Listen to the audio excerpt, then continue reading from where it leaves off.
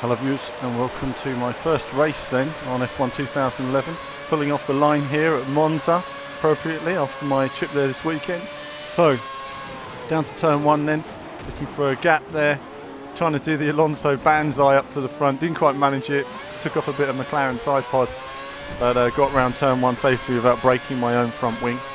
This is running here using all assists off and just trying to get a feel for the car. The tyres are cold in these first few corners. You've got the added fuel weight, so I'm braking quite early, tentatively. I want to hit these apexes. Don't want to bin it on the first lap. Long way to go. And of course again here, the car's sort of over and under sensitive and over and under steery essentially, and just trying to get a feel for it. So I'm not able to stick with Lewis in those first few corners. Getting on the power, using a little bit of curves there because I didn't feel my run out the corner was quite what I wanted. Into Ascari, got to hit that green bit on the inside, and then I went on the power a bit too early there. The car's understeering, again the weight of the car affecting its handling, so it wasn't quite steering perhaps as it would have in qualifying. Down this long back straight and parabolica, another tricky corner when you're on those new tyres, or worn tyres even. It's a tricky corner getting on the power and when you can get on the power. The car moves about, squirms about a bit on its tyres. Closing here on Lewis. He's got the speed on me and I can't use DRS yet. Braking as late as I possibly could, possibly a little bit too late there, which kind of cost me on the exit and chicane. I love this high-speed corner, you know, flat out through here, fantastic. Into the chicane again, sweet the chicane when you get it right. Very easy to get that chicane wrong though every time, you know, you can brake too late. Better to brake too early for it than too late. Love this corner, positive camber, using all the curb on the exit and then down 2 gears again, sweeping the car into that curve there. Not quite getting it right at the apex. Again, I'm concerned at this stage of hitting the inside curve and how that would destabilise the car. Jensen's right behind me, so I'm parked slightly offline to defend my line there. I'm aware he's there obviously, so no, you're not getting past. Use the Michael Schumacher line from the weekend, and down this back straight now. Now this video contains virtually all of the race. There's a couple of sections removed because I couldn't squeeze it into the 15 minutes that YouTube allow. But it will certainly give you a good idea of handling and look of the car and the body language of it when running this circuit.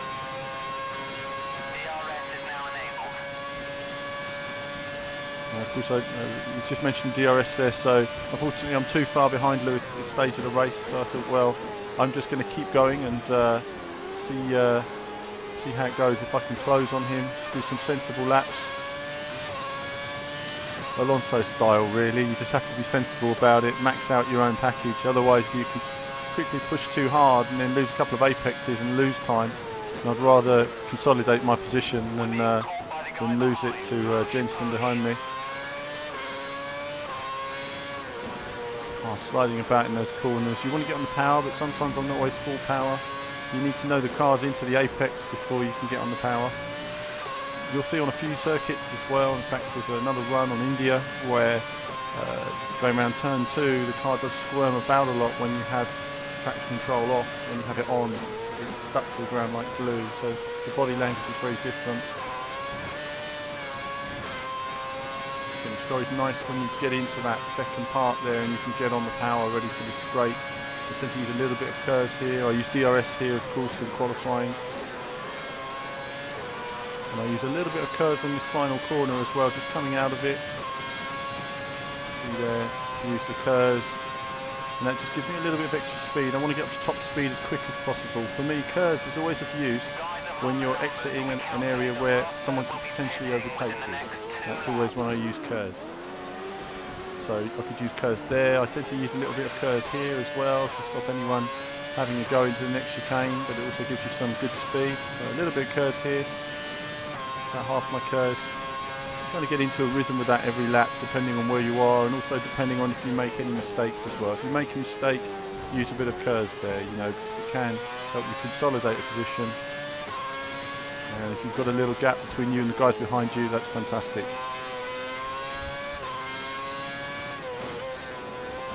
So lap 4, half race distance.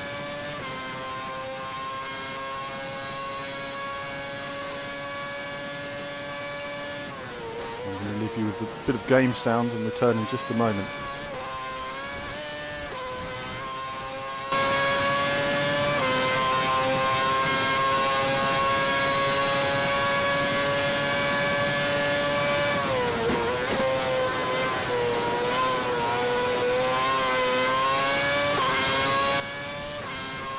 Now a little bit of understeer there, you can see that's just where the tyres have worn a little bit, just not gripping the apexes quite as they were, and again it just hits you when you're not, let's say with the experience you've got to learn how your car works in different runs, different percentages of races, but everything other than that is working quite well, you can see. I'm not locking my tyres, I'm progressive on acceleration. I'm never full throttle actually out of the first chicane, that's always half power.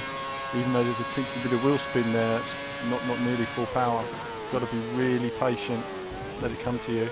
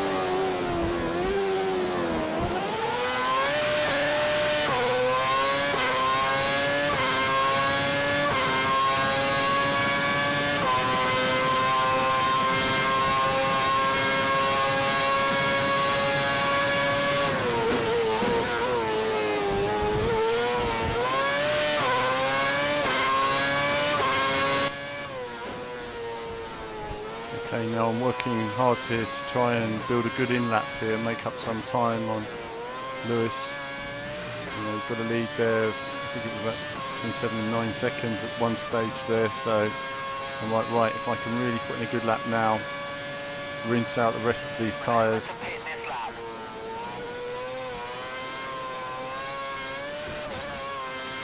Bit too quick there again, but not too bad. Actually, I wasn't too bad on these. I could have continued on these tyres, but you can see they are fading slightly. So I noticed on the Parabolica here again that I wanted to take it nice and slow, get on the power nice and neat in this corner. I didn't know which button it was for my pit, and I'm struggling now thinking, oh dear, this is all going to end bad. But luckily, I had automatic pit stop switched on for this one. So that's something I need to practice actually. I'll come back to that. One of many modes and options and everything that's still going to be gone over in the coming videos in the coming days. So leaving the pits now, and I make a bit of a rookie error here.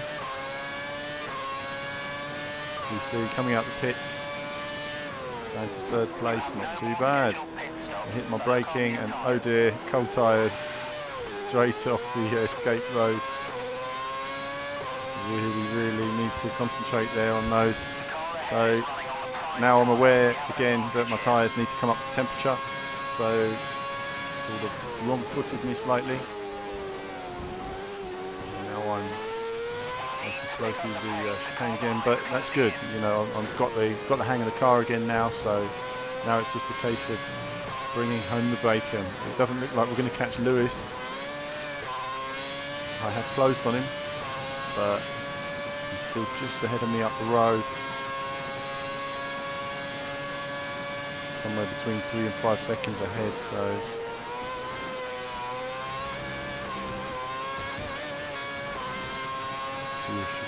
just going again there. It's great actually seeing the direction change of the cars there in real life. Okay, we have a couple of straights that have been cut here just to limit time, so from here to the end of the straight. cutting a bit of time out there for you guys so we can get this all into one video rather than breaking it up. Shame it wasn't a slightly closer race as well, would like that, but we'll record more races in the next few days and I'll be making a full length one as well, and that will be spread over several videos, or it might be we might stream that for you guys. If you're interested in a stream of a race, do let me know.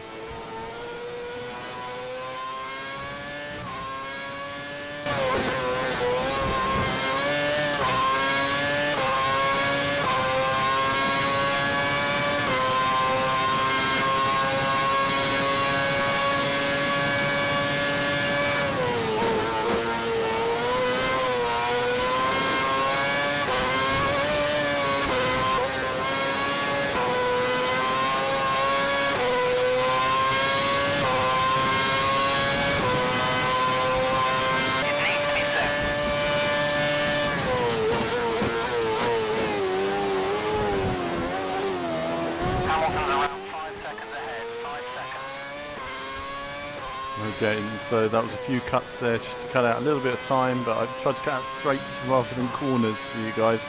So just a few straights there cut out, high speed sections. A few laps to go now, a couple of laps. Doing my best, but at the same time, you know, F1's a funny sport really, in the sense that you can only go as fast as you feel you can go. If you try to go beyond that, you're likely to come a cropper, and I wanted to actually complete the race with a consistent run rather than risk spinning off constantly. I'm saying that, I'm not necessarily being conservative, but it will take practice to maximise your lap times and tune your setups as well, which is all important in this game. Just held on to that one, pushing a little bit harder there to get on the power quickly, and held on to it. Obviously the tyres are wearing every lap.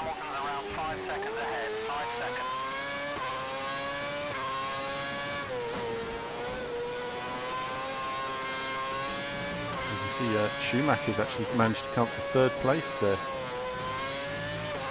Fantastic. He probably would have if he had a faster car at the race as well. I mean, he was certainly feeling very racy, knows his circuit well.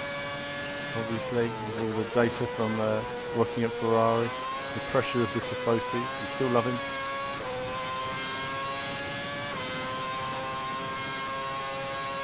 So not necessarily a Ferrari race today, but a consistent race.